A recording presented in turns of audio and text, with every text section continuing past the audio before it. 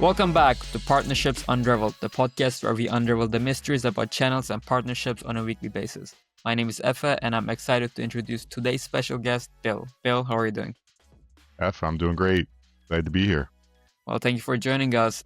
Bill, for those who may not know who you are, could you tell us who you are, where you come from? Give us an introduction. Yeah, sure. Bill Bellano. I run U.S. channels nationally for Proofpoint for our regional partners. Um, Spent basically around the 15 years in channel leadership, working across Fortinet, Bitdefender, and now Proofpoint. Um, Started my channel career kind of at SonicWall, 2 years stint in Manhattan, which was a great learning experience for the basic fundamentals early on in my career. I've spent most of my life in Philadelphia suburbs, including about 8 years in Center City before moving back to the suburbs for, I guess, a little better parking situation. And also a lifelong Philadelphia sports fan. Unfortunately, the Eagles lost this weekend, so I'm still recovering from that. Outside of work, I enjoy playing golf. I have a passion for classic cars, and I also collect and enjoy Napa wines and spend as much time as possible during the weekends down at the New Jersey shore in South City. Awesome. Thank you for the intro. Sounds like when Eagles is not disappointing you, you have other fun things to do as well. Yeah, yeah. Well, you mentioned that you've been in the channel over 15 years. You worked at companies such as Fortinet, Bitdefender. You're currently at Proofpoint. I would like to start off by asking you, what are some of the biggest shifts that you observed in how vendors go to market through partners over those 15 years? Yeah. For anyone who's been in the channel for a while, I think the biggest shift has been transactional execution to ecosystem, right? We're seeing a lot of platform plays from vendors, and buyers aren't really buying SKUs anymore. They're more buying outcomes. Um, that forces partners to evolve, right? Their service models and vendors to rethink how they're enabling and supporting and co-selling, those partners. The partners mix has also changed, right? Traditional VARs, you know, though they're still critical, MSPs and MSSPs are now influencing far more deals because of the operational embedment they have with customers. Um, and from the vendor perspective, success isn't about really deal registration anymore. It's about, the influence, the attach, the repeatability. And the vendors that understand that tend to see better, partner loyalty or more predictable growth. Hmm.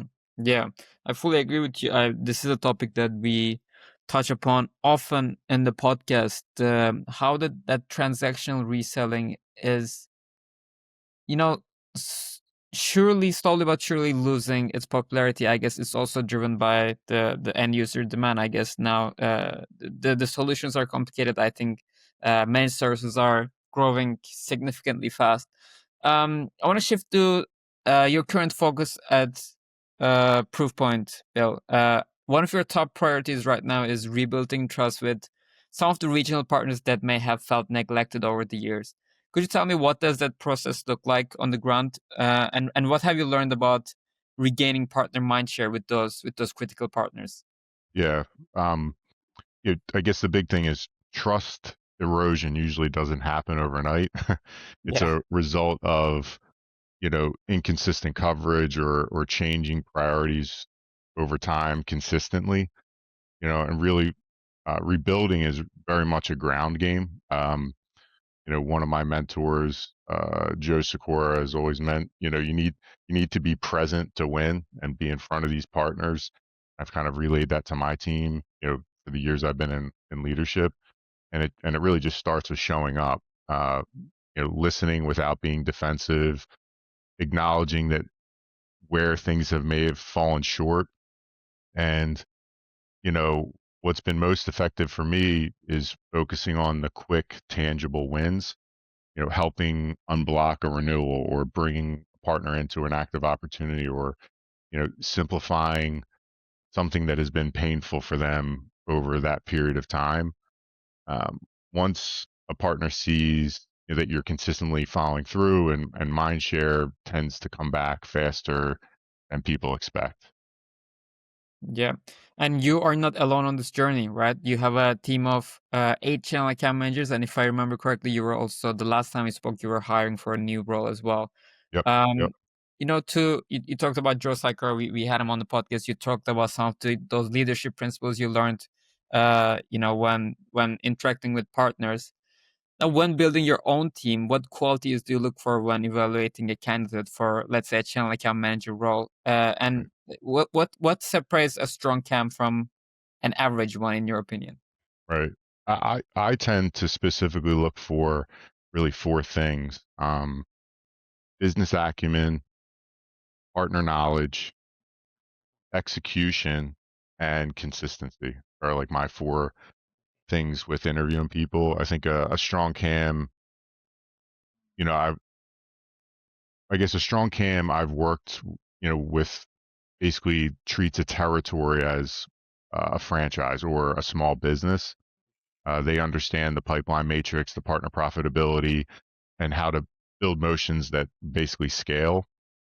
Um, they also generally understand the partner's business, not just how to sell through them, but also what makes them money and where they're specifically investing their business in. Um, and then execution, forecasting, following through, activity consistently separates the top performers.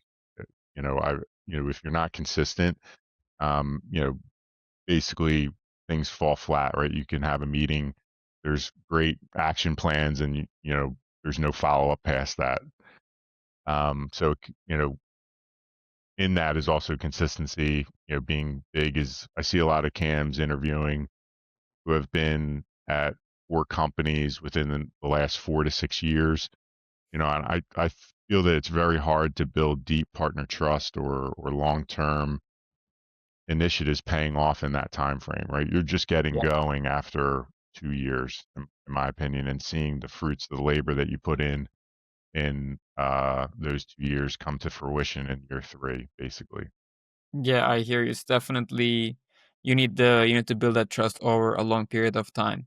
What advice would you give to someone who wants to break in channel management, maybe, or level up their game in the Yeah. space? Yeah.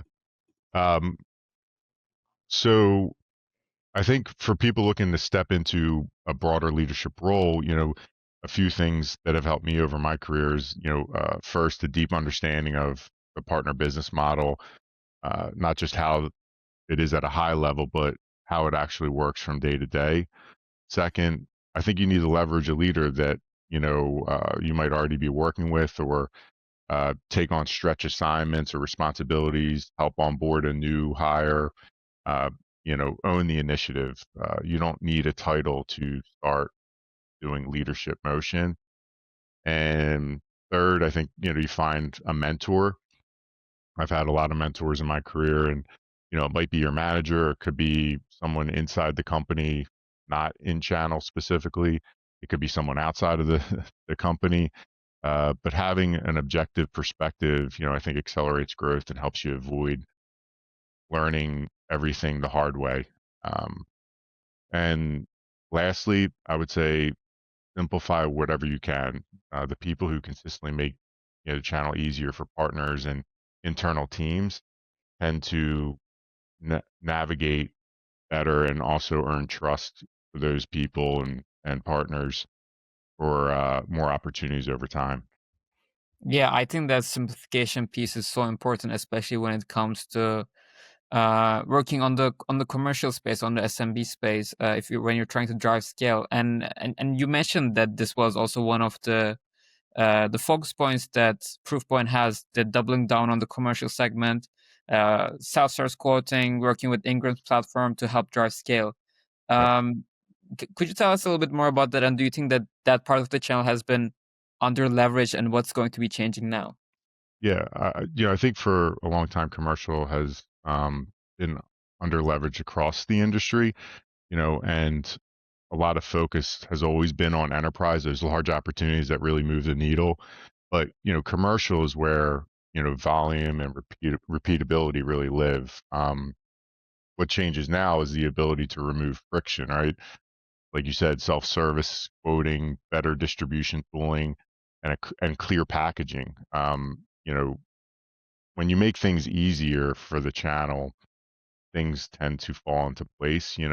Uh, with quoting, with programs, deal registration, and when partners can quickly transact, uh, it and add services without complexity, or commercial just becomes a meaningful tool and engine that is the gift that keeps on giving, right? It's repeatable business, Yeah. it's run rate business, so it scales quickly.